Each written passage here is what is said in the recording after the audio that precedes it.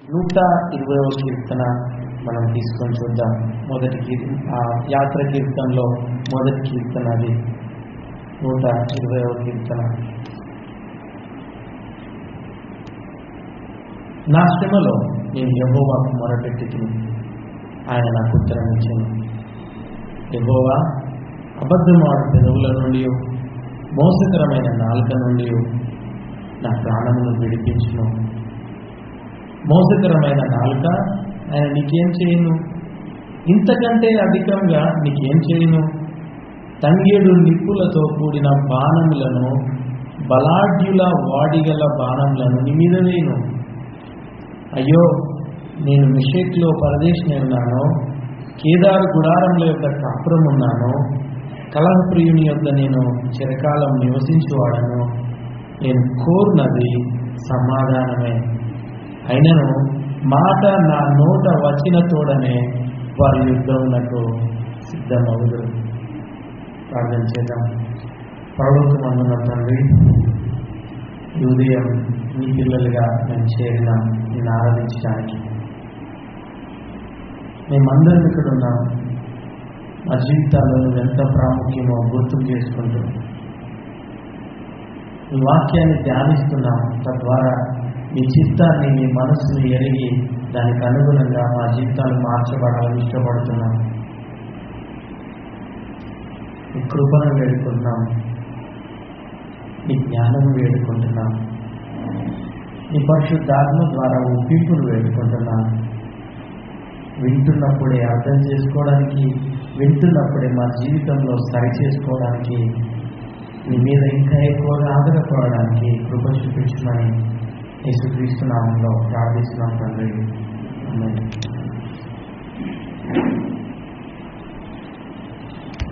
ఒక 3 రోజుల తర్వాత, ఒక 3 రోజుల ఆబ్సెన్స్ తర్వాత, కనబడక పోయిన తర్వాత నేను మా పిల్లలకు కనబడ్డప్పుడు స్పందన ఎట్లా ఉందో నాకు గుర్తుంది. ఇవి యాజ్ యూజువల్గా పరిగెత్తుకొని వచ్చి నన్ను గట్టిగా పట్టుకున్నాడు. ఇవి తను సిగ్గుపడుతూ ముసిముసిగా నవ్వుతూ అలాగే చూస్తున్నాడు. బట్ జోలి చాలా డిఫరెంట్. తను ఆడుతున్న బొమ్మతో నేను వచ్చింది గమనించాడు, తల ఎత్తట్లేదు, తన బొమ్మను అక్కడనే పెట్టినాడు, దాని వైపే చూస్తున్నాడు. కానీ మనసు మాత్రం నాన్న చూసినాడు. బొమ్మ అలాగే ఉంది, దాన్నే చూస్తున్నాడు, కానీ ఆగిపోయినాడు. ఆట ఆగిపోయింది, మనసు మాత్రం దాన్ని చూస్తున్నాడే ఏం జరుగుతుందనేది గమనిస్తున్నాడు, ఆలోచిస్తున్నాడు. నిజానికి మన యొక్క రెస్పాన్స్ చాలా డిఫరెన్స్ ఉంటుంది, మన యొక్క ఫీలింగ్స్ చాలా డిఫరెంట్గా ఉంటాయి. మనం స్పందించే తీరు లేదా మన వైఖరి వేరువేరుగా ఉంటుంది. అంటే ఒకరితో మనం కమ్యూనికేట్ అయ్యే విధానం వేరుగా ఉంటుంది. ప్రార్థన కమ్యూనికేషన్, అందరి కమ్యూనికేషన్ ఒకే రకంగా ఉండదు. మనమందరం కూడా దేవునితో మాట్లాడుతూ ఉంటాం. దేవునికి మన హృదయాన్ని కమ్యూనికేట్ చేస్తాం. మన హృదయము నుండి మనము ఆయనతో స్పందిస్తాం, మాట్లాడతాం, ఆయనకు మన నుంచి తెలియజేయాలని ఇష్టపడతాం. కానీ అందరిది ఒకే రకంగా ఉండదు. ఆయనకు మాటలు సెకండరీ, మొత్తమే అవసరం లేదని నేను మనం ఏం మాట్లాడుతున్నాం అన్నది రెండో విషయం. ప్రార్థనలో మన హృదయం ఎలా ఉందనేది మాత్రం ప్రధానమైన విషయం, ప్రైమరీగా ఆయనకు. అందుకే ఈరోజు ప్రార్థనలో మన హృదయం యొక్క వైఖరి ఎలా ఉండాలి, మన హృదయం యొక్క తీరు ఎలా ఉండాలి. దేవుడికి ప్రార్థన అంటే చాలామంది యొక్క దృష్టిలో బాధలు చెప్పుకోవడం. బాధలు చెప్పుకోవడం ప్రార్థనలో ఒక భాగమైనప్పటికీ బాధలు చెప్పుకోవడం మాత్రమే ప్రార్థన కాదు. ప్రార్థనలో చాలా జరుగుతాయి. బాధలు చెప్పుకుంటాం, మన సంతోషాలు పంచుకుంటాం, మనకు అర్థం కాని పంచుకొని ఇది ఎట్లా అర్థం చేసుకోవాలని అడుగుతుంటాం. ప్రార్థన అనేది మాట్లాడడం, సంభాషించడం, కమ్యూనికేట్ అవ్వడం. మన హృదయము నోరు తెలిసి ఆయనతో మాట్లాడడం. జస్ట్ వట్టిగా నోరు తెరవడం కాదు, మన హృదయమే తన నోరు తెరిచి దేవునితో మాట్లాడాలి. ఆ ప్రార్థనలో మన హృదయం యొక్క వైఖరి తీరు ఎలా ఉంది, ఎలా ఉండాలి అనే దాని గురించి మనం ఆలోచన చేద్దాం. ఈ వాక్య భాగంలో మొట్టమొదటి వచనంలోనే ఏమన్నాడంటే, నా శ్రమలో నేను యెహోవాకు మొరపెట్టింది, ఆయన నాకు ఉత్తరం ఇచ్చాను. రెండో వచనంలో యెహోవా అబద్ధమాడు పెదవుల నుండి, మోసకరమైన నాలుక నుండి నా ప్రాణమును విడిపించుము, విడిపించుము యెహోవా అని పిలుస్తున్నాడు, విడిపించు అంటున్నాడు. ప్రార్థనలో ఆయన సహాయాన్ని కోరుతున్నాడు. అయితే ఆయన సహాయాన్ని కోరక ముందు, రెండో వచనంలో దేవా విడిపించుము అని అనక ముందు, దేవుని సహాయాన్ని కోరక ముందు మొదటి వచనంలో ఏమంటున్నాడు తెలుసా? నా శ్రమల్లో నేను యెహోవాకు మొరపెట్టుకుని ఆయన నాకు ఉత్తరం ఇచ్చాను అంటున్నాడు. చాలాసార్లు మన హృదయం ఎట్లుంది అంటే, ప్రార్థన మనకు మొదలు కాగానే మనము వెంటనే విడిపించు, కాపాడు, సహాయం చేయు అనే ఫీలింగ్లోనికి వెళ్ళిపోతుంటాం. ఎందుకంటే మన హృదయం ఎట్లాంటిదంటే, ఎంత వీలైతే ఆయన దగ్గర నుంచి అంత పిండుకోవాలి, వసూలు చేసుకోవాలి, లేకపోతే ఆయన దగ్గర నుంచి అంత పొందుకోవాలి, ఆయనను కంప్లీట్గా వాడుకోవాలి. ఇది మన పేరు.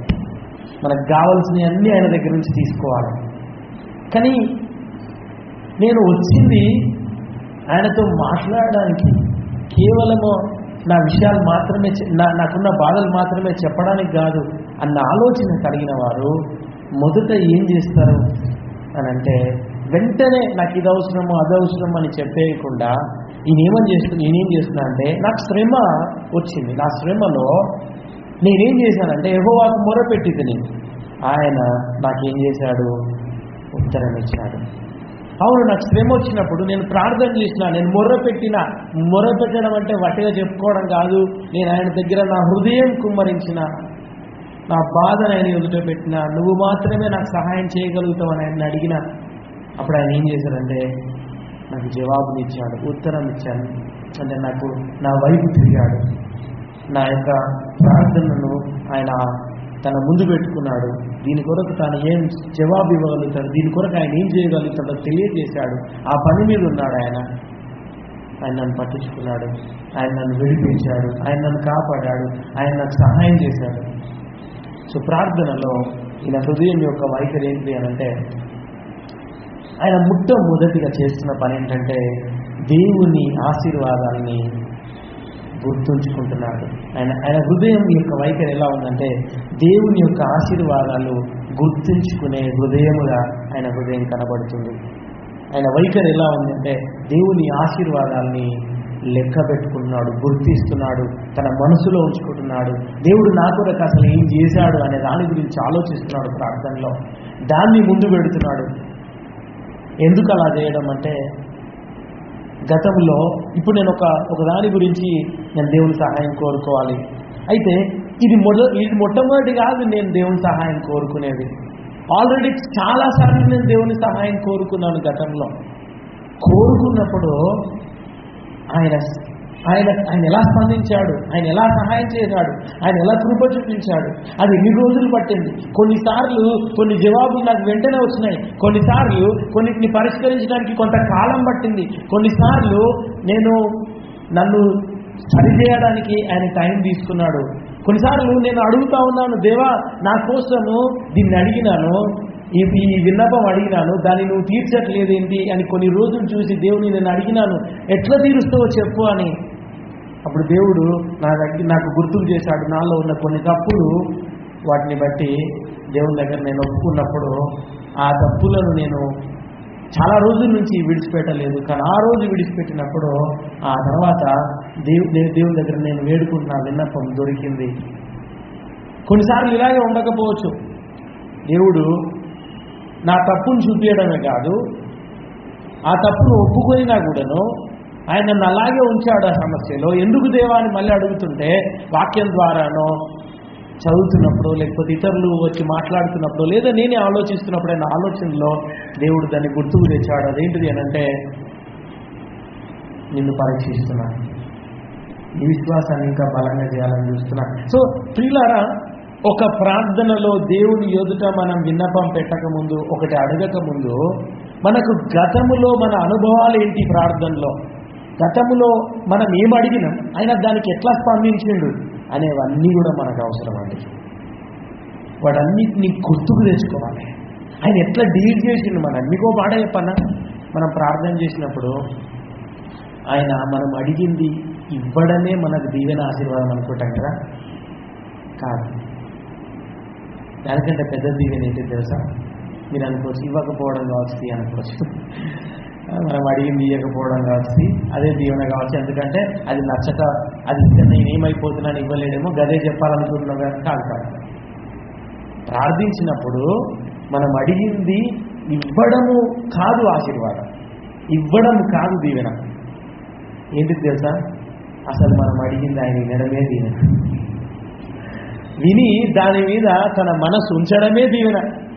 ఆయన ఎవరు? అసలు సమస్త లోకాన్ని సృష్టించినవా, సమస్త లోకాన్ని నడిపిస్తున్నవా, ఆయన ఉన్నతుడు, మహోన్నతుడు.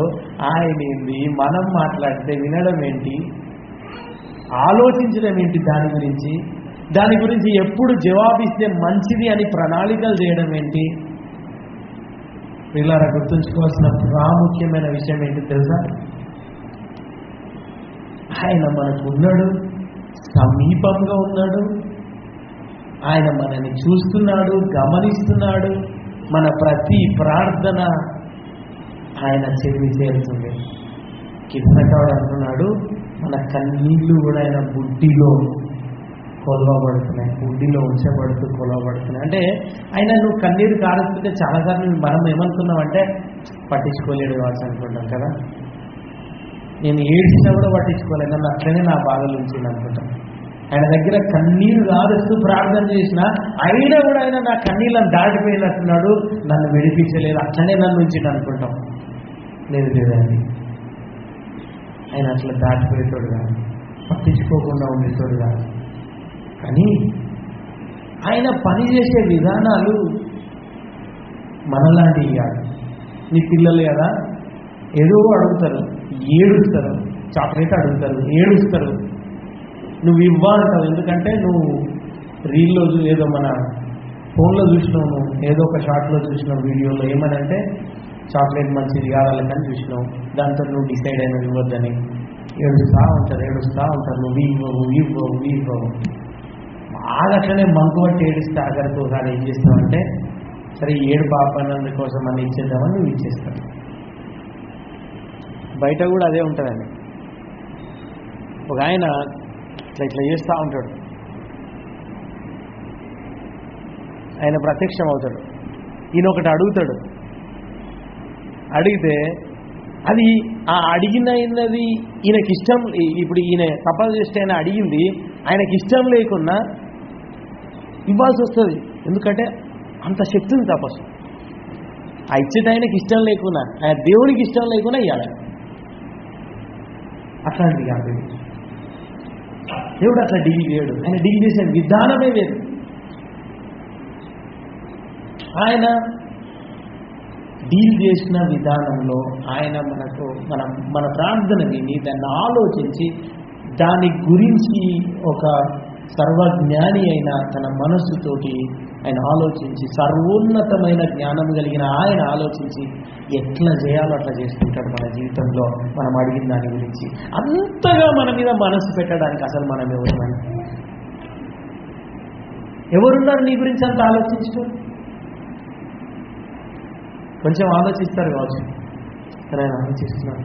సో ఒక్కసారి ఆ ఆశీర్వాదాలు, దేవుడు నీ జీవితంలో ఏం చేశాడు, నీ ఎట్లా డీల్ చేసినాడు, నిన్ను ఎట్లా దీవించాడు, ఎంతగా నిన్ను ప్రేమించాడు, ఎంతగా నీ కోసం తన సమయం కేటాయించాడు, ఎంతగా నీ మీద మనస్సు ఉంచాడు, జ్ఞాపకం చేసుకోకుండా వెంటనే దేవుణ్ణి రిక్వెస్ట్ చేయడం కాదు, వేరే వాటిని ఆయన ముందు పెట్టడం కాదు.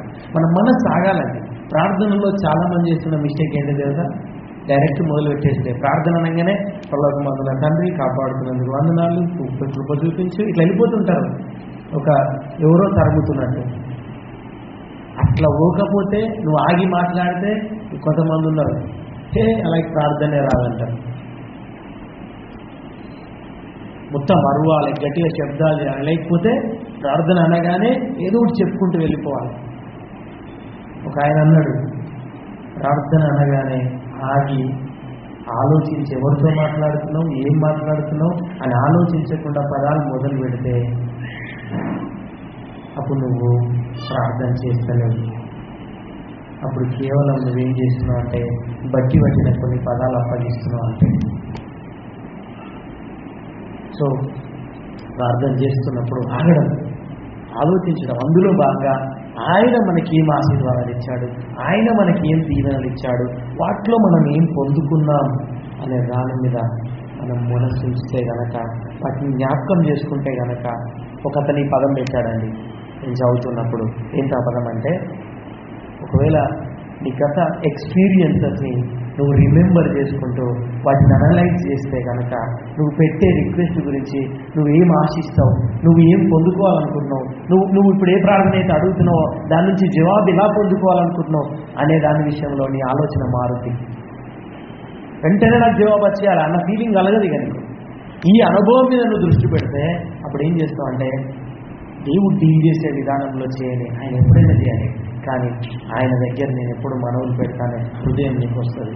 అంతేకాదు, ఒకవేళ ఆ గత అనుభవాల మీద కనుక నువ్వు దృష్టి పెడితే, వాటి గురించి నువ్వు ఆలోచిస్తే, అప్పుడు నీవు ఇప్పుడు పెట్టేది ఎట్లుంటుందంటే రెన్యూడ్ పిటిషన్ అట.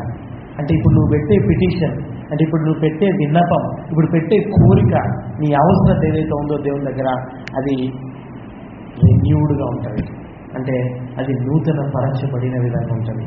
అంతకుముందు నువ్వు పెట్టినప్పుడు అట్లా పెట్టలే, కానీ నువ్వు దేవుడు ఇచ్చిన సమాధానం నీ ఆలోచనను మళ్ళీ మార్చింది. ఇప్పుడు కొత్త విధానంలో ఆయన ఎదుట నీ యొక్క మనసు ఉంచుతావు. సో నేనేమనాలనుకుంటున్నా అంటే, మనం ప్రార్థన చేసేటప్పుడు మన కొరకు ఆయన ఏం చేశాడు, ఇదివరకు మనం ఏం పొందుకున్నాం, ఏం ఆయన దగ్గర పెట్టినాం, వాటిలో ఆయన మనతో ఎట్లా డీల్ చేసినాడు అనే దాన్ని గుర్తు చేసుకోవాలి. అందుకే గత ఆశీర్వాదాలు, గత దేవుని దీవెనలు, గత జవాబులను మనం అనలైజ్ చేయాలి, గుర్తుకు చేసుకోవాలి. అలాంటి హృదయంతో మనం ఉండాలి. అందుకే కీర్తనకాడు ఏమంటున్నాడంటే, నా ప్రాణమా యెహోవాను సన్నిధించును, ఆయన చేసిన ఉపకారములలో దేనిని మరవకు. మర్చిపోయే హృదయం ఉండకూడదు, రాసి పెట్టుకోవాలి. డైరీ లాగా అసలు ఏం జరిగింది ఆ టైంలో ప్రార్థన చేస్తున్నప్పుడు, ఫీలింగ్స్ ఎట్లుండే, కానీ ప్రార్థన చేసిన తర్వాత దేవుడు ఎట్లా డీల్ చేసిండు మనల్ని, ఎట్లా సహాయం చేసిండు మనకు, ఇవన్నీ ఉపయోగపడతాయండి. ఇవన్నీ ఉపయోగపడతాయి, వాటిని గుర్తు చేసుకోవాలి. అయితే గత ఆశీర్వాదాలు, గత మేలులు, గతంలో మనతో దేవుడు డీల్ చేసిన విధానాన్ని జ్ఞాపకం చేసుకున్నప్పుడు మరువకూడని ఒక విషయం ఉంది. అదేంటిది అని అంటే, కొలస్సీలకు రాసిన పత్రిక 1వ అధ్యాయము, కొలస్సీ 1 తీసుకున్నారని, కొలస్సీలకు రాసిన పత్రిక 1వ అధ్యాయము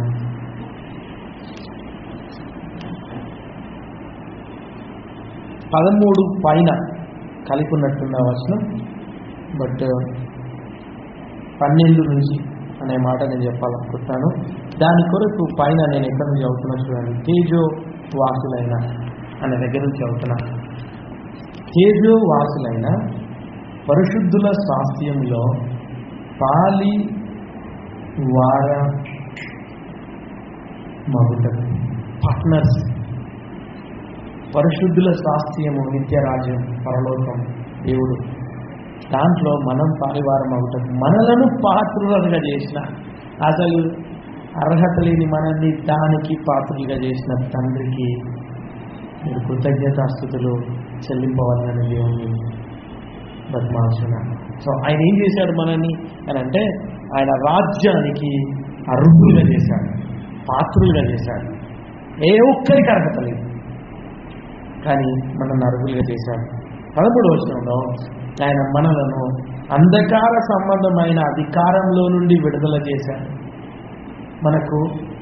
మనం అంధకార సంబంధమైన అధికారం అంటే పాపం యొక్క అధికారం కింద, అపవాది యొక్క అధికారం కింద ఉన్నాం. అక్కడి నుంచి మనల్ని విడుదల చేశాడు. తను ప్రేమించిన తన కుమారుని యొక్క రాజ్య నివాసులుగా చేశాడు. ఆ కుమారుని యందు మనకేం దొరికింది? 14వ వచనం, విమోచన. అంటే మనము స్వతంత్రులమైన పాపపు బానిసత్వం నుంచి. అంతేకాదు పాప క్షమాపణ, దేవుని క్షమాపణను మనం పొందుకున్నాం. ఆయన ద్వారా మనము క్షమాపణను పొందుకున్నాం. ఎంత పొందుకున్నాం? ఒక లిస్టు సరిపోదు ఎంత పొందుకున్నాం అనే దాని గురించి. చాలా ప్రార్థించాం. బట్ అందులో ఒక పాపి దేవుణ్ణి చేరే దానికి చేసే మొట్టమొదటి ప్రార్థన ఏంటో తెలుసా? దేవా, పాపి అయినా నువ్వు కరుణించుము, నన్ను రక్షించు. ఆ ప్రార్థన కంటే ముందు రక్షించబడని వ్యక్తి ఎన్ని ప్రార్థనలు చేసినా అవి పనికిరావు. ఎందుకంటే ఆయన తండ్రే కాదు, తండ్రి అని పిలిచినా పనికి లేదు, ప్రయోజనం లేదు. ఎవరైనా తండ్రిని చేరాలంటే ఎవరి ద్వారా చేరుతారు? యేసుక్రీస్తు ద్వారానే. యేసుక్రీస్తు ద్వారా అంటే అర్థం ఏంటి? ఆయన విమోచన బలియాగం ద్వారానే. సో అది కాకుండా ఈ వ్యక్తి ఏ ప్రార్థన చేస్తున్నా ఆ ప్రార్థన దేవుని చేరట్లేదు. సో యేసును కలిగి ఉంటేనే, ఆయనను పొందుకొని ఉంటేనే, ఆయన ద్వారా రక్షణ కలిగి ఉంటేనే ఒక వ్యక్తి చేసే ప్రార్థన దేవుని చేస్తాడు. సో కాబట్టి దాని కొరకు చేసే ప్రార్థన ఏంటంటే, పాపినైన నన్ను ఆయన నామమును బట్టి ఎవడైతే ప్రార్థిస్తాడో అతడు రక్షించబడతాడు అని రోమా 10వ అధ్యాయంలో మనం చూస్తాం కదా. అంటే ప్రార్థన చేసేవాడు రక్షించబడతాడంటే ఏదేదో అడిగితే రక్షించబడతారా? కాదు కదా. అక్కడ ఏంటంటే అర్థం, నన్ను కరుణించు, నన్ను రక్షించమని ప్రార్థన చేసిన వ్యక్తి రక్షించబడతాడు. సో మొట్టమొదటి ప్రార్థన ఒక వ్యక్తి నుంచి దేవుని వైపు నిజంగా వెళ్ళాల్సింది ఏంటంటే అది ఆ ప్రార్థనకు జవాబు ఇచ్చారు కాబట్టి మనం విడిపించబడ్డాం, మనము విమోచించబడ్డాం, మనము పరిశుద్ధులతో పాటు ఆయన స్వాస్థ్యములో పాలివారమైనాం. ప్రార్థన ద్వారా మనం పొందుకున్న ఆశీర్వాదాల్లో, దీవెనల్లో, జవాబుల్లో మొట్టమొదటి జవాబు ఏదైనా ఉందంటే అది మనకు దొరికిన రక్షణ. దాన్ని ఎప్పటికి మనం మర్చిపోకూడదు. దాని మీద దృష్టి పెట్టి అసలు ఎలా మనం ఆయన పిల్లలమైనా, అసలు ఎలాంటి స్థితిలో ఉన్న మనల్ని ఆయన విడిపించాడు, రెస్క్యూ చేశాడనే పదము ఆయన వాడాడు. నాకు చాలా బాగా అనిపించింది. ఇది తెలుసుగా, రెస్క్యూ టీం ఏం చేస్తారండి? అక్కడ వయనాడులో అంత జరుగుతూ ఉంటే, మొత్తం కొట్టుకొని పోతూ ఉంటే రెస్క్యూ టీం ఎక్కడి నుంచో వచ్చి వెంటనే బ్రిడ్జ్ కట్టారు. రెస్క్యూ టీం వచ్చి వాళ్ళను ఆ బ్రిడ్జ్ మీద నుంచి ఇటువైపు తీసుకొచ్చినారు. సో మన రెస్క్యూ ఎవరు అంటే యేసుక్రీస్తు ప్రభు. ఆయన మన కోసం బ్రిడ్జ్ కట్టిండండి. సిలువ బలియాగం అనే బ్రిడ్జ్ కట్టి అటువైపు బానిసత్వం కింద ఉన్న మనం, అంధకారంలో ఉన్న మనం, పాపంతో కొట్టుమిట్టాడుతున్న మనల్ని తీసుకొని రెస్క్యూ చేసి బ్రిడ్జి మీదకి తీసుకొచ్చి ఇటువైపు పడేసింది. ఎటువైపు తెలుసా? పరిశుద్ధత, నీతి. పరిశుద్ధుల మనం పిలువబడుతున్నాం, నీతిమంతుల మనం పిలువబడుతున్నాం, నిరీక్షణ కలిగిన వారుగా మనం ఉంటున్నాం. అసలు ఏ అర్హత లేని మనం మంచి విషయాలు మాట్లాడుతున్నాం, మంచి ఆలోచించగలుగుతున్నాం. అలా మనల్ని రెన్యూ చేసింది, నూతన పరిచయం. అది ప్రార్థన జవాబుగా మనం కోరి నన్ను రక్షించమంటే ఒక్క కోరికతో ఆయన ఏం చేస్తున్నాడంటే మనల్ని రక్షిస్తున్నాడు, మనల్ని కడుగుతున్నాడు, పరిశుద్ధపరిచాడు. పిల్లరా, అది ఎప్పటికీ మర్చిపోకూడదు. ఈ దేవుని ఆశీర్వాదాలు గుర్తుకు చేసుకుంటే ఆ హృదయము, ఇవన్నీ జరుగుతూ ఉంటే ఈ వచనంలో ఏం చూస్తున్నాడు? కృతజ్ఞతాస్తుతులు చెల్లిస్తున్నాను అంటున్నాడు. అవును, మనం ఆయనకు అంటే ఏ హృదయం అయితే గతంలో ఆయన ఏం చేశాడనేది గుర్తుంచుకుంటారో, అత్యున్నతమైన ఆయన మన కొరకు ఏం చేశాడో గుర్తుంచుకుంటారు. ఆ హృదయం ఎప్పుడు స్తుతిస్తూనే ఉంటుంది, ఆయన ఆరాధిస్తూనే ఉంటుంది, ఆయనకు మహిమ చెల్లిస్తూనే ఉంటుంది. సో మొదటగా ప్రార్థనలో మన హృదయ వైఖరి విషయానికి వచ్చినప్పుడు, నా శ్రమలో నేను యెహోవాను మొరపెట్టింది, ఆయన నాకు ఉత్తరం ఇచ్చిన అన్నప్పుడు ఆయన ఆశీర్వాదాలని గుర్తుకు చేసుకుంటూ గుర్తుంచుకునే హృదయం మనం కలిగి ఉండాలి. మన హృదయం అలా ట్యూన్ చేయబడాలి. అలా మన హృదయము ఒక ఎక్సర్సైజ్లోనికి రావాలి. ఆటోమేటిక్గా మనకు దేవుడు ఏమన్నాడు, ఆయన ఏం చేశాడు అనేటివి ఆలోచించే హృదయం ఉండాలి. మీకు తెలుసు, ఆయన కృప నిరంతరం ఉందనే మాట విన్నారుగా చాలాసార్లు. దాని గురించి ఒక ఆయన ఇలా అంటున్నాడు, అదేంటంటే, ఇప్పటికి చాలా నువ్వు అడిగావు, ఇప్పటికి నేను చాలా చేశాను, ఇప్పటికి చాలా అడిగావు, వాటి అన్నిటినీ నీకు ఇచ్చాను, ఇక నువ్వు అడగద్దు, నేను ఇవ్వద్దు అని ఆయన చెప్పేవాడుగా. ఆయన కృప నిరంతరం ఉండును అంటే నిరంతరము నువ్వు ఆయన అడగొచ్చు, ఆయన ఇస్తాడు. అంటే మొట్టమొదటిగా నేను మొర పెడితే ఆయన నాకు ఉత్తరం ఇచ్చాడు అనగానే నీ మనసులో ఏం గుర్తుకొస్తుంది అంటే అప్పుడు చేశాడు అంతే, ఇప్పుడు ఏం లేడు అన్నది అది గుర్తుకొచ్చేది. అప్పుడు చేశాడు, ఇప్పుడు కూడా చేస్తాడు. ఆయన అలసిపోలే, ఆయన కునికేవాడు నిద్రించేవాడు కాదు. ఆ మాటలు కూడా చూస్తాం మనం ముందున్న కీర్తనలో, మస్తు ఆశ్చర్యపోతాం దాని అర్థం ఏంటనే. నిజానికి మన దేవుడు మనకేం చేశాడో గుర్తు చేసుకుంటే చేస్తాడు అనే నమ్మకం ఇంకా కలుగుతుంది. కృతజ్ఞత చెల్లిస్తాం, చేస్తాడనే నమ్మకం కలుగుతుంది. ఎట్లా చేస్తాడో కూడా మనము అంచనా వేసుకుంటాం. రెండవ దాంట్లోకి వెళ్దాం. 2వ వచనం నుంచి 4వ వచనం వరకు మన హృదయంలో ప్రార్థన చేసినప్పుడు ఎలాంటి వైఖరి ఉండాలి అనే దాన్ని మనం గమనించవచ్చు. 2వ వచనం నుంచి, యెహోవా అబద్ధమాడు పెదవుల నుండి మోసకరమైన నాలుక నుండి నా ప్రాణమును విడిపించును. యాక్చువల్గా కీర్తనకారుడు ఈ కీర్తన రాస్తున్న వ్యక్తి ఎవరో తెలియదు. ఈ యాత్ర కీర్తనలు 15 ఉంటే అందులో 4 దావీదు రాసినాడు, 2 సొలొమోను రాసినాడు, మిగతా ఎవరు రాసినారో తెలియదు. ఈ దావీదు ఈ కీర్తనకారుడు ఎవరో తెలియదు. కానీ ఈ కీర్తనకారుడు ఏమని చెప్తున్నాడు అని అంటే,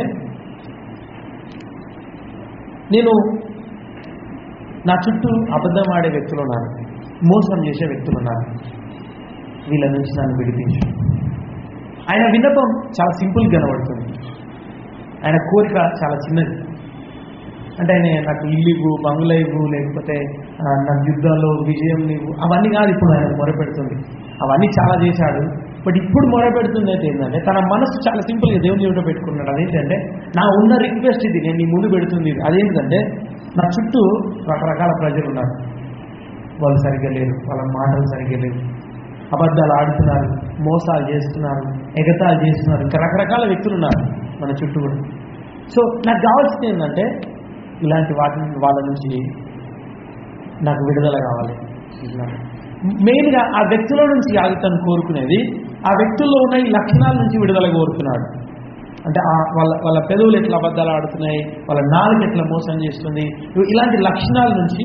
లేకపోతే ఇవి నాకొద్దు, అయితే వాళ్ళని తీసేస్తావా లేకపోతే వాళ్ళలో మార్పు చేస్తావా నీ ఇష్టం, కానీ నాకు ఇలాంటి వద్దు. ఏమొద్దు నాకు, అబద్ధాలు వద్దు, మోసాలు వద్దు అంటున్నాడు. ఎందుకు వద్దు అంటున్నాడు? 3వ వచనం, మోసకరమైన నాలుక ఆయన నీకేం చేయను. ఆయన అంటే ఎవరు? 2వ వచనంలో ఉన్నమాట, యెహోవా అని మొదలు పెట్టాడు కదా. సో దేవుడు, ఆయన నీకేం చేయను, ఇంతకంటే అధికంగా నీకేం చేయను. అంటే నువ్వు అబద్ధాలు ఆడుతున్నావు, నువ్వు మోసాలు చేస్తున్నావు, నీకేం చేస్తాడు దేవుడు తెలుసా? నాలుక ఇంతకంటే ఏం చేస్తాడు, ఎంతకంటే ఏదో చెప్తున్నాడు. ఈ దేవుడు ఏం చేస్తాడు అబద్ధం ఆడితే అనే దాని గురించి, మోసం చేస్తాను దాని గురించి చెప్తున్నాడు. 4వ వచనంలో, తంగేడు నిప్పులతో కూడిన బాణములను, బలాఢ్యులు వాడిగల బాణములను నీ మీద వేయి. తంగేడు చెట్టు ద్వారా బాణాలు చేసుకొని ఆ బాణాలకి నిప్పు అంటించి విడిచిపెట్టినప్పుడు ఆ బాణము మండుతున్నంతసేపు అది ఎవరికైతే తగిలిందో, లేకపోతే చాలాసార్లు యుద్ధాలకు వెళ్ళినప్పుడు పట్టణాల చుట్టూ గోడలు కట్టుకుంటారు, చాలా పెద్ద గోడలు కట్టుకుంటారు. ఆ గోడలు దాటి లోపలికి రావాలి. సో ఆ గోడల వైపు వీళ్ళు మంటతో పంపిస్తారు దీన్ని. దానికంటే ముందే వేరే బాణాలు వేస్తారు, వేరే వాటి ద్వారా దాని మీద క్రీమ్ లాంటిది ఏదో ఆయిల్ ఏదో ఒకటి పడేటట్టు చేసి ఆ తర్వాత నిప్పుతోటి బాణాలు పంపిస్తే ఈ వేటిని అంటుకోగానే నిప్పు అంటుకొని అదంతా కాలిపోతుంటాయి అన్నట్టుగా. ఆ గోడలన్నీ కాలిపోయి ఆ తర్వాత కింద పడ్డప్పుడు వీళ్ళు వెళ్ళి వాళ్ళను జయిస్తారు. సో ఈ నిప్పులతో కూడిన బాణాలు జనరల్గా యుద్ధంలో వాడే బాణాలు ఆయన చూసిండు.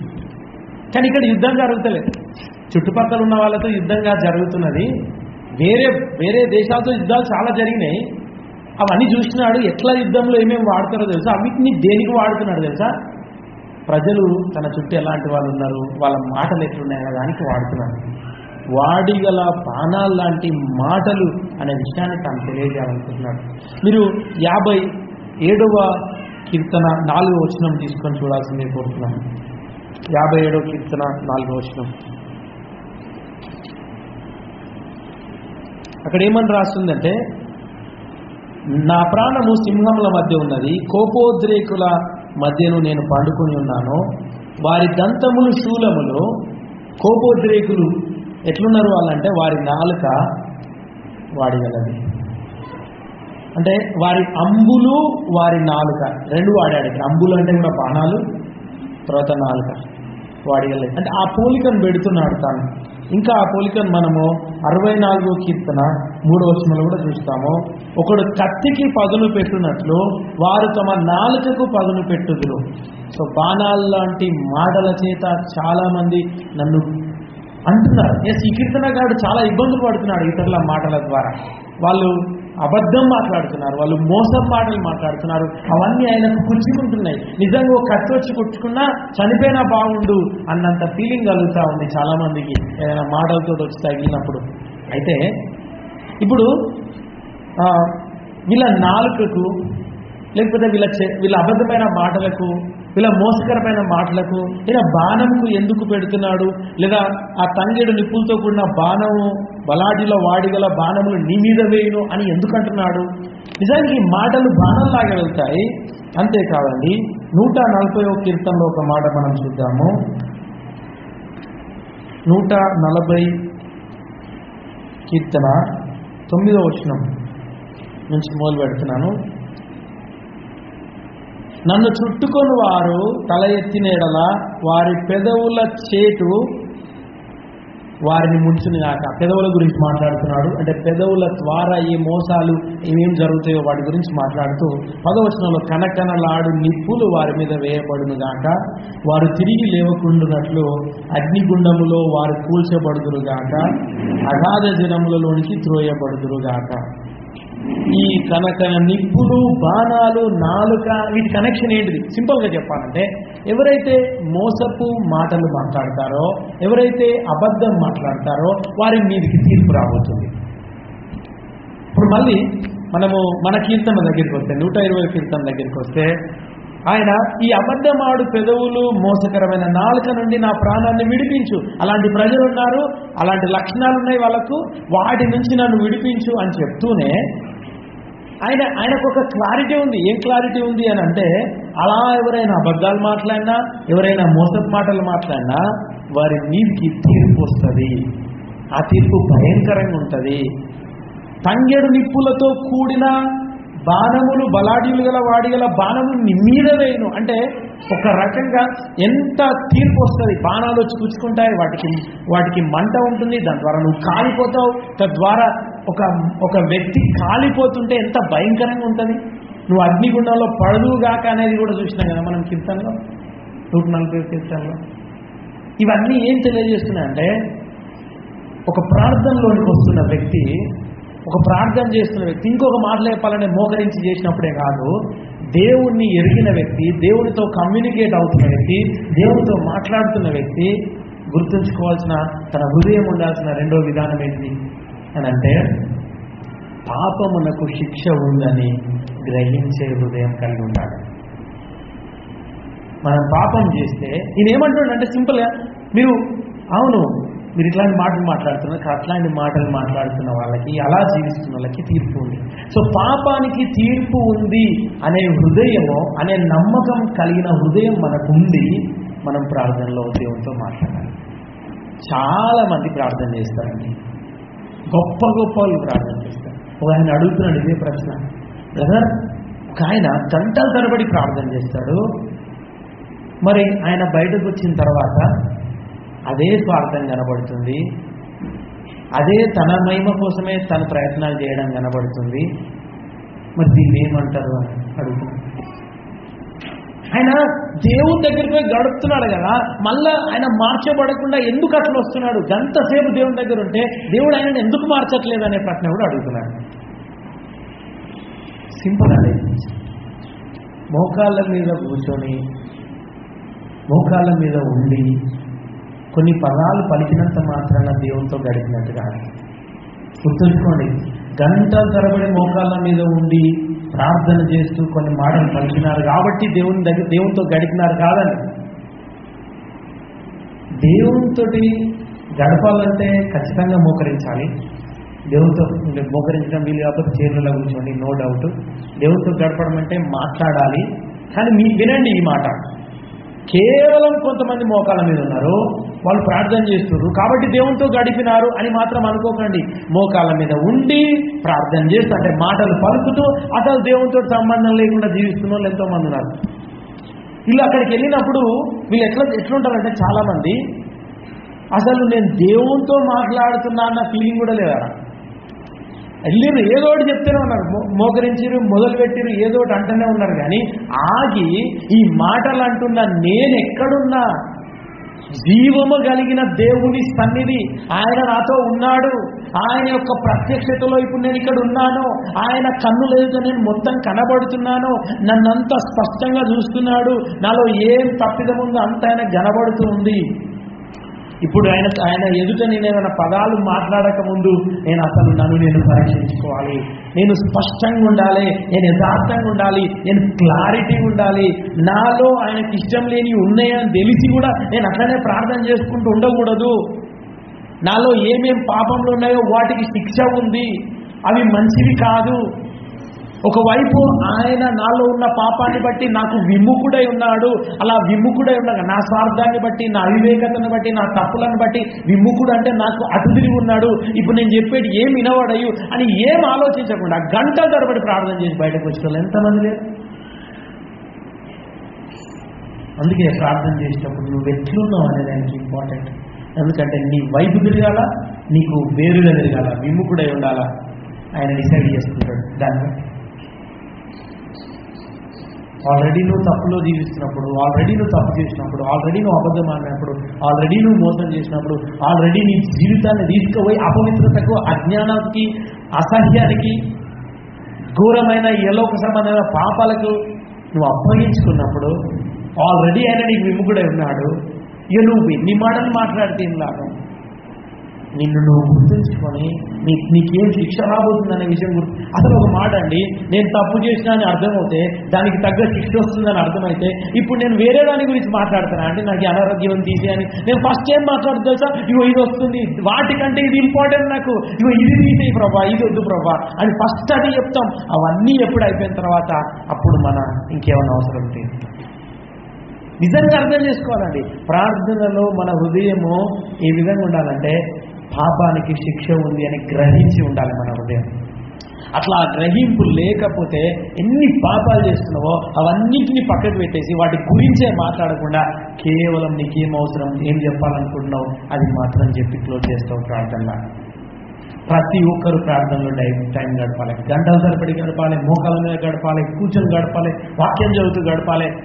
ఇది మిస్ కావద్దు. అయితే ఆ గడపడం ఎలా ఉండాలి అని అంటే, నా పాపానికి నాలో ఏం పాపం ఉంది, పాపాన్ని ఆయన ద్వేషిస్తాడు, దానికి శిక్ష ఉంటుంది అని గ్రహించి ఆయనతో గడపాలి. అలా కాకుండా అట్లనే ఏదో రకంగా మాట్లాడేసుకుంటూ పోతుంటే అదేవి అయినా చేరట్లేదు. ఇంకా దానికి పైగా మనం చేసిన వాటి యొక్క తీర్పు మన మీద అట్లనే ఉంటుంది, ఒక శిక్షణ అట్లనే మనం పొందుకుంటూ ఉంటాం. అయితే ఇప్పుడు ఎవరైనా సరే ఖచ్చితంగా బలహీనత కలిగి ఉంటాం. నిజానికి ఇది భయం అనిపిస్తుంది, పాపానికి శిక్ష ఉందనే మాట. కానీ రోమా 8:1 ఏమని చెప్తుంది అసలు, క్రీస్తు యేసునందున వారికి శిక్ష విధి.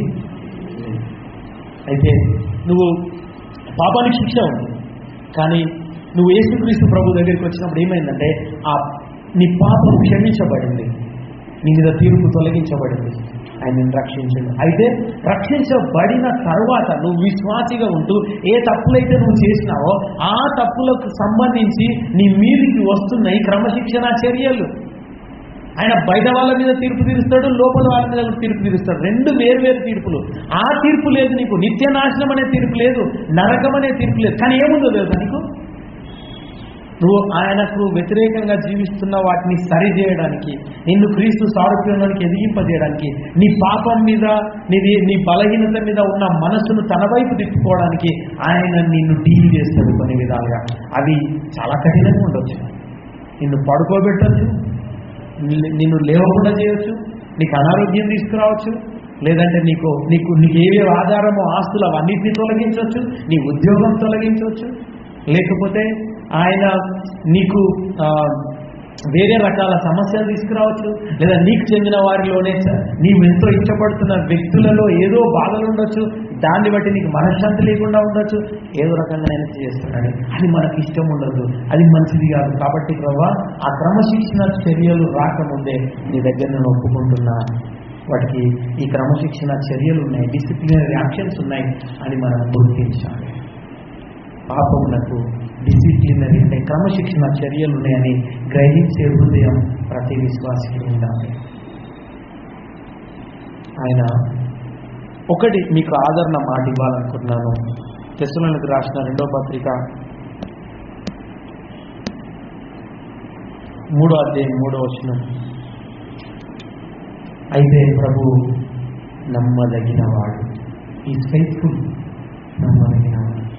ఆయన మిమ్మును స్థిరపరిచి దుష్టత్వము నుండి దుష్టు నుండి కాపాడు. అవునండి, మనం వేడుకున్న ప్రతిరోజు. అందుకే యేసుక్రీస్తు ప్రభువు శిష్యులకు అడిగినప్పుడు ఎట్లా ప్రార్థన చేయాలంటే ఆయన నేర్పించింది. ఏమని నేర్పించింది తెలుసా? శోధనలో పడకుండా మమ్మను తప్పించమని ప్రార్థన చేయమని నేర్పించింది. ఆయన వేడుకోవాలి. ఎవరైనా నేను ఇక నుంచి తప్పు చెయ్యా అని నిర్ణయం తీసుకుంటున్నా అని ఎవరితో అన్నా, లేదా ప్రార్థనలో ప్రభా ఇన్ని రోజులు చేసినా కానీ ఇకపైన నేను చెయ్యా అని అంటున్నా, వాళ్ళు ఏమని చెప్తున్నారంటే తమ శక్తి మీద తాము ఆధారపడతామని చెప్తున్నాను. మరి ఎట్లా చెప్పాలి తెలుసా? దాన్నే ప్రార్థనలో ప్రభా నాకు అర్థమైంది, ఇవి భయంకరం, క్షమించు, దయచేసి ఆ వద్దు నాకు ఆ డిసిప్లినరీ యాక్షన్స్, నన్ను క్షమించు. అయితే ఏమని ప్రార్థన చేయాలంటే ప్రభా నేను శోధనలో పడకుండా నన్ను తప్పించు, నన్ను కాపాడు. శోధన వచ్చినప్పుడు కూడా ప్రార్థన చేయి. ఇంకోటి తెలుసా, ఎందుకు నేను తప్పించట్లేదు ఆయన అంటే నువ్వు అడగట్లేదు. ఇంకొక మాటలో చెప్పాలంటే ఏదైనా శోధన, ఏదైనా మనం తప్పులో పడిపోతున్నప్పుడు ఎవరైనా వచ్చి మాట్లాడినా, లేకపోతే దేవుడు మనల్ని ఏ విషయంలో ప్రేరేపించినా అవన్నిటినీ కావాలని పక్కకెడతామండి మనం. ఒక ఆయన తన కూతురునిచ్చి అన్యులకు ఇచ్చి పెళ్లి చేయాలని ప్లాన్ చేసింది. పాస్టర్ పోయి మాట్లాడుతుంటే ఆయన వినడానికి కూడా ఇష్టంతో లేడు. సంఘం మాట్లాడాలనుకుంటుంటే ఆ విషయంలో వినడానికి కూడా ఇష్టం లేదు. ఎందుకంటే డిసైడ్ అయిపోయి, అంటే కంప్లీట్గా తను రెబెలియన్లో ఉన్నాడు. నేను ఇందులో తిరుగుబాటు చేస్తా దేవునికి అని డిసైడ్ అయి ఉన్నాడు అంతే. ఆ టైంలో శోధనలో పడకుండా తప్పించమని ఎవరు ప్రార్థన చేస్తారు? తెలుసా, పాపం దగ్గర మనం డిసైడ్ అయిపోతాం. ఎవరు చెప్పిన ఇంకా దేవుడు అడ్డుకోకపోతే బాగుంది అనుకుంటారంట. పాపం దేవుడు ఈ విషయాన్ని అడ్డుకోకపోతే బాగుంది. పెళ్లి చేస్తున్నారు అనుకోండి, అమ్మ ఇది అడ్డుకోకపోతే చాలు దేవుడు. లేకపోతే ఇంకేదో తప్పు చేస్తున్నారు, ఏదో చూడబోతున్నారు, లేకపోతే ఏదో ఎవరినోదో అనబోతున్నారు, ఏదో తప్పు మాట్లాడబోతున్నారు, అబద్ధం చెప్పబోతున్నారు. దేవుడు ఇందులో అడ్డుపడపోతే బాగుంది. ఏదైనా అడ్డుపడపోతే బాగుంది. ఏమని చేయాలి తెలుసా? అడ్డుపడుదేవా, నేను ఏదైనా తప్పు చేయబోతే అడ్డుపడి నన్ను ఆపి నన్ను కాపాడు, అందులో పడకుండా, అంతేగాని నన్ను విడిచిపెట్టాను. ఆ ప్రార్థన శోధన వచ్చినప్పుడు కూడా చేయకపోవడం ద్వారా, అంటే ఆ పాపం చేయాలనే ప్రేరణ వచ్చినప్పుడు చేయకపోవడం ద్వారా పాపంలో పడిపోతున్నాడు. అందుకే చెప్తున్నాడు, ఆయన నమ్మదగిన వాడు, ఆయన కాపాడుతాడు, ఆయన అడగాలి.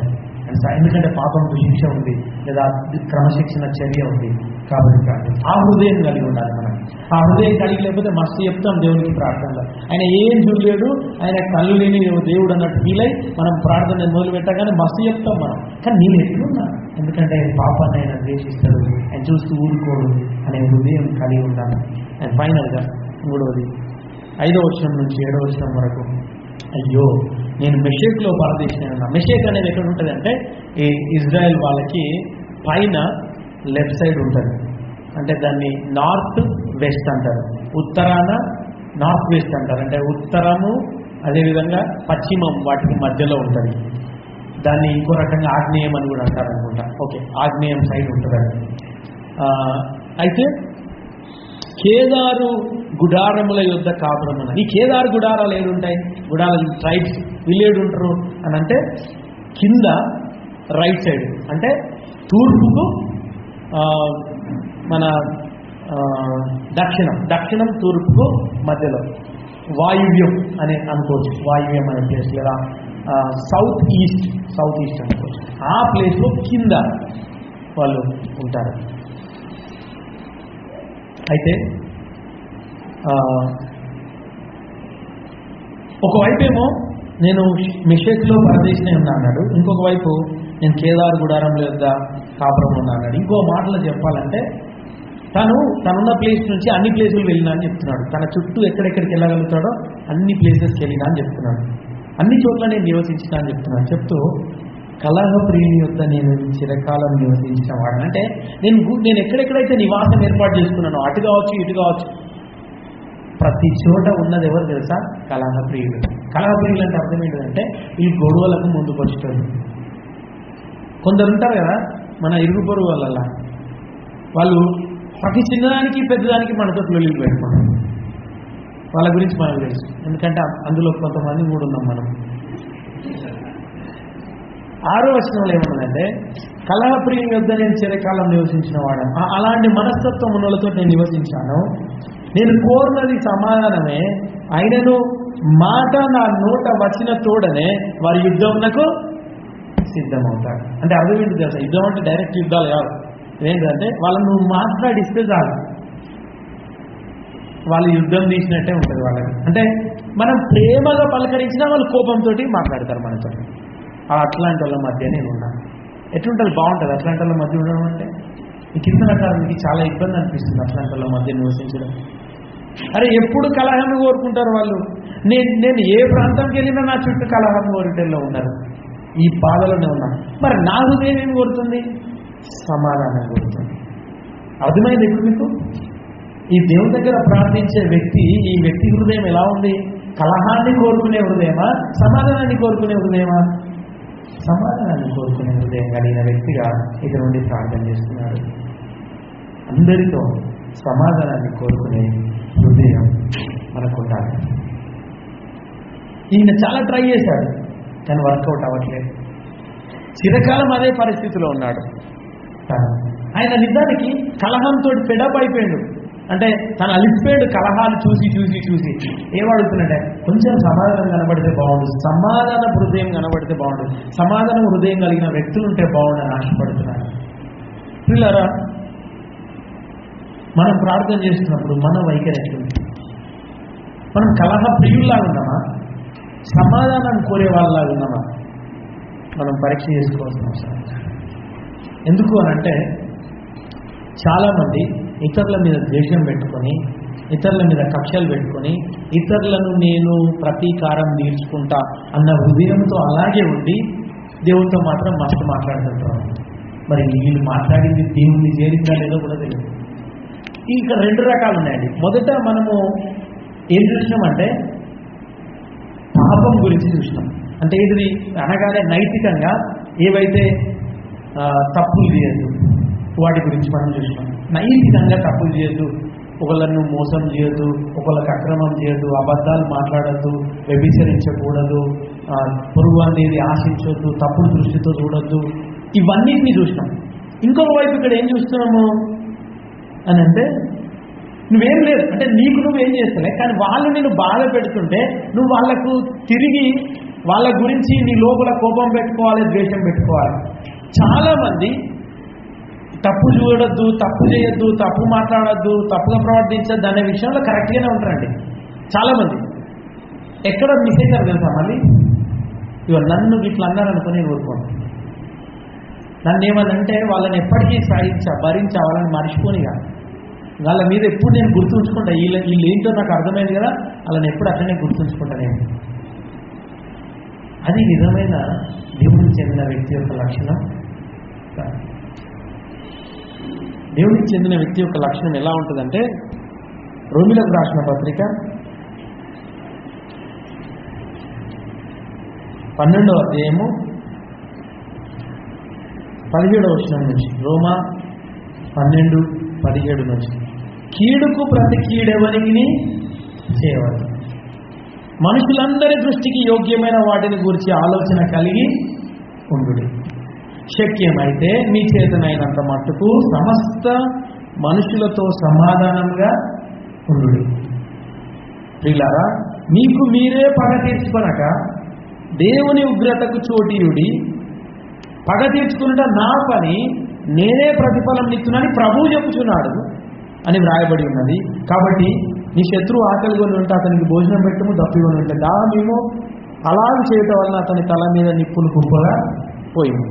కీడు వలన జయింపబడక మేలు చేత కీడును జయించు. సింపుల్. నీకు ఎంతమంది ద్వేషంగా ఉన్నారు నీ పట్ల, ఎంతమంది నిన్ను బాధ పెట్టిర్రు, ఎంతమంది నీకు ఇబ్బంది పెట్టిర్రు, ఎంతమంది నీకు సమస్యలు సృష్టించారు, ఎంతమంది నీకు వ్యతిరేకంగా మాట్లాడిర్రు, వాళ్ళందరి పట్ల నువ్వేం చేయాలంటే ప్రేమను చూపి. అంటే ప్రేమను చూపించినంటే నీ ఇల్లుకి మొత్తం వాళ్ళకి ఇచ్చిపోమని చెప్పట్లేదు, 24 గంటలు వాళ్ళతో గడుపుమని, వీళ్ళు నా ఫ్రెండ్స్ అని అట్లా మారుమని చెప్పట్లేదు. ఏం చేయాలంటే వాళ్ళ మీద ద్వేషం పెట్టుకోకు, పగ తీర్చుకోవాలని చూడకు, వాళ్ళకి అవసరం ఉంటే సహాయం చేయి. ఈ 2 పనులు. ఒకటి, వాళ్ళ మీద ద్వేషం పెట్టుకోకు, పగ తీర్చుకోవాలని చూడకు. రెండవది ఏంటంటే వాళ్ళకి ఎప్పుడన్నా ఏదన్నా అవసరం అయిందనుకో, వీళ్ళకి నేను ఏమంటారు సిల్లి గబగుడి అట్లా కాదు, వాళ్ళకి అవసరం ఉందా సహాయం చేయి. ప్రేమ చూపి. ఎందుకంటే శత్రువుడు సైతం ప్రేమించుకుంటాడు. మన హృదయం అంటే చాలామంది తాము ఎంత ఘోరమైన వ్యక్తులు, ఎంతగా దేవుడు క్షమించాడు మర్చిపోయి ప్రతి ఒక్కళ్ళ గురించి చెప్తారు. విశ్వాసులు ఎవరి గురించి అన్న మాట్లాడిన వాళ్ళతో వాళ్ళు ఇట్లాంటి వాళ్ళు అట్లాంటి వాళ్ళు అని మనసులు అట్లా పెట్టుకుంటారు. కొన్ని చెప్తారు, కొన్ని చెప్పారు. నేను చెప్పాలనుకున్న మాట ఏంటంటే లోపల ఎవ్వరి మీదేం పెట్టుకోరు, తీసేసుకోరు, మొత్తం తీసేయండి. ఫ్రీ ఉంటుంది, అందరితో ఫ్రీ ఉంటారు. నువ్వు ఎవరినైనా చూడగానే నెగిటివ్ గుర్తుకొస్తుంది, పాజిటివ్ కాకుండా అంటే అర్థం నీది నెగిటివ్ మైండ్, పాజిటివ్ గుర్తుకొచ్చినట్టు. అప్పుడు కళాప్రియుడు కాక సమాధాన ప్రియుడుగా ఉంటాం. పాజిటివ్స్ మొత్తం కావాలి. నిజానికి దేవుడు మనల్ని చూస్తే ఏం పాజిటివ్ కనబడదు అని అంత నెగిటివ్. ఆయన ఏం చేస్తున్నాడు? ప్రేమ చూపిస్తున్నాడు. మనం ఏం చేయాలి? ఫైనల్ ఒక వచనం చదువుతా, నేను క్లోజ్ చేస్తున్నాను. 16 సామెతల గ్రంథం 16:7 ఒకని ప్రవర్తన యెహోవాకు ప్రీతికరమగునప్పుడు ఆయన వాని శత్రువులను సహా వానికి మిత్రుడుగా. నీవు నీ ప్రవర్తన యెహోవా దగ్గర ప్రీతికరంగా ఉంచుకున్నావు అనుకో, నీ శత్రువులు సైతం ఏదో ఒక రోజున, అంటే వెంటనే కాదు, మిత్రులైతే.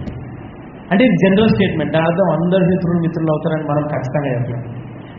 స్టేట్మెంట్స్ అన్నీ, ఈ సామెతలు అన్నీ ఎట్లుంటాయంటే జనరల్ విషయాలు. జనరల్ ఏం చేయాలి, మబ్బులు వచ్చినాయి అనుకోండి నీ వర్షం పడుతుంది అనేది జనరల్ స్టేట్మెంట్ కదా. అట్లా సామెతలు ఉన్నాయి. నా అర్థం మబ్బు వచ్చిన ప్రతిసారి పడుతుంది కదా, కొన్నిసార్లు పడకుండా కూడా వెళ్ళిపోతాడు. సో మనం జనరల్గా గుర్తుంచుకోవాల్సింది ఏంటంటే దేవుని దగ్గర ప్రీతికరంగా ఉండాలి, ఆయనకు నమ్మకంగా ఉండాలి, ఆయనకి ఇష్టమయ్యే విధంగా మన జీవితాన్ని జీవించాలి. శత్రువులను ద్వేషించొద్దు, వాళ్ళ కొరకు ప్రార్థించాలి. నిజానికి వాళ్ళకి ఎప్పుడో కష్టమైన పరిస్థితి వచ్చి వాళ్ళకి ఏమైనా ఇబ్బంది ఉన్నప్పుడు సహాయం చేయాలి. నా శత్రువుకు సహాయం చేసిన అని చెప్పుకోవడానికి కూడా కాదు, చెయ్యాలంతే. మనం మనస్ఫూర్తి, ఎందుకంటే మన మనసు అది కాబట్టి మనం చెయ్యాలి. అంటే చేసి మనం ఆయన యొక్క నమ్మకంగా ఉంటే అప్పుడు ఏమవుతుందంటే వాళ్ళని ఏం ద్వేషం పెట్టుకోవాలి, వాళ్ళకి ఏం పరాధించుకోవాలని చూడట్లేదు, సహాయం చేస్తున్నాం. ఏం చేస్తున్నారంటే ఒక రోజున వాళ్ళ నోటి చేతనే చెప్పిస్తారు. ఏమని చెప్పిస్తారు తెలుసా? వీళ్ళు నేనేదో అనుకున్నా వీళ్ళ గురించి, కానీ వీళ్ళు అట్లాంటి వాళ్ళు కాదు, వీళ్ళు మంచి వాళ్ళు, నేనే తప్పు చేసిన అని చెప్పేటట్టు. సో కాబట్టి వీళ్ళారా, ఈ మాటలు గుర్తుంచుకోండి, వీటిని చాలా సీరియస్గా తీసుకోండి. దేవుని దగ్గర మనకు హృదయం సరిగ్గా ఉండేటట్టు చూసుకోండి. హృదయం మోసకరమైనది, పైకి కనబడేట్టు ఉండదు, వేరుగా ఉంటుంది. ఆయన పై రూపాన్ని చూసేవాడు కాదు, ఆయన హృదయాన్ని లక్ష్య పెడతానంటున్నాడు. అందుకే మనిషి మొత్తం అసలు ప్రాముఖ్యమైన ఏరియా ఏంటి, లేకపోతే ప్రాముఖ్యమైన కాన్సన్ట్రేషన్ చేసే మనిషి గురించి ఆలోచిస్తున్నప్పుడు గుర్తు చేసుకునే పదమే హృదయం. అందుకే ఆయన నూతన హృదయాన్ని ఇస్తానన్నాడు. అందుకే రక్షించబడిన వారి గురించి మాట్లాడుతూ కొన్నిసార్లు ఇంగ్లీష్లో ఏమంటారంటే ఇతనికి రీజనరేటెడ్ హార్ట్ ఉంది, అంటే తిరిగి జన్మించిన హృదయం ఉంది. అలా హృదయం నూతన పరచబడకపోతే, నూతన హృదయం పొందుకోకపోతే, హృదయం పాపంతో నిండుకొని ఉంటున్నట్లయితే నిజంగా రక్షించబడలేదేమో. అది గుర్తుంచుకొని ఆయన వైపు తిరిగి నన్ను రక్షించుకొని అడగండి, ఆయన రక్షిస్తాడు. అప్పుడు మనం నూతన పరుస్తాం, నూతన హృదయం కలిగి ఉంటాం. ప్రార్థిద్దాం, తలలో ఉంచుతాం, కళ్ళు మూసుకున్నాము. దేవుడు వైపు తిరుగుదాం. నువ్వు ప్రార్థన చేస్తున్నావు, ఏ హృదయం ఉంది? కమ్యూనికేట్ అవుతున్నావు దేవుడితో. ఎలా కమ్యూనికేట్ అవుతున్నావు? నీ వైఖరి ఏంటి? నీ తీరు ఏంటి? నువ్వు ఎలా ఉండి కమ్యూనికేట్ అవుతున్నావు? నీ పరిస్థితి ఏంటి? ఒకసారి నేను నువ్వు అంచనా వేసుకోవాల్సిందిగా దయచేసి కోరుతున్నాను. ఈ టైంలో ఇంకో హృదయాలు గుర్తుకు రావాల్సింది నువ్వు, నీ జీవితం, నీ హృదయం. అసలు నువ్వు ప్రార్థన చేస్తున్నావా? ఎలా చేస్తున్నావు? చేసేటప్పుడు నీ హృదయాన్ని చూస్తున్నావా? అంతే కదండి. మనం కమ్యూనికేట్ ఎప్పుడు అవుతాం దేవుడితో? ఏ పరిస్థితుల్లో అయినా ఏదైనా దేవుడితో అంటూనే ఉంటాం.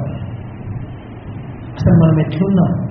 కేవలం ప్రార్థన చేసేటప్పుడే కాదు, జనరల్గా మన హృదయం ఎట్లుంది అది ఆలోచించుకున్నాం. ఎందుకంటే ఎప్పుడు ప్రార్థన చేయాల్సి వస్తుందో ఎప్పుడైనా సడన్గా అనేస్తాం, దేవా నాకు సహాయం చేయ ఈ విషయంలో అంటాం, ప్రభు నాతో రండి అంటాం. ఎప్పుడు ఎడతేక ప్రార్థన హృదయంతోనే ఉంటాం కదా. అందుకే హృదయం కూడా అలాంటి వైఖరితో ఉండాలి. నేను ప్రాముఖ్యంగా ప్రార్థన కొరకు వచ్చినప్పుడు కూడా ఒక్కసారి పరిశీలన చేసుకోవాలి. నేను గతంలో ఆయన ఏం చేశాడు గుర్తుకు చేసుకుంటున్నానా? దాని ద్వారా నేను అనలైజ్ చేసి ఆయన నా జీవితానికి ఏమైనా అసలు ఎలా నా పట్ల వ్యవహరిస్తున్నాడు అనేది ఆలోచిస్తున్నామా? అదేవిధంగా పాపంలో శిక్ష ఉందని మనం గ్రహిస్తూ ప్రార్థనలు గడుపుతున్నామా? అందరితో సమాధానం కోరుకుంటూ ఆ హృదయంతో మనం ప్రార్థనలు గడుపుతున్నామా?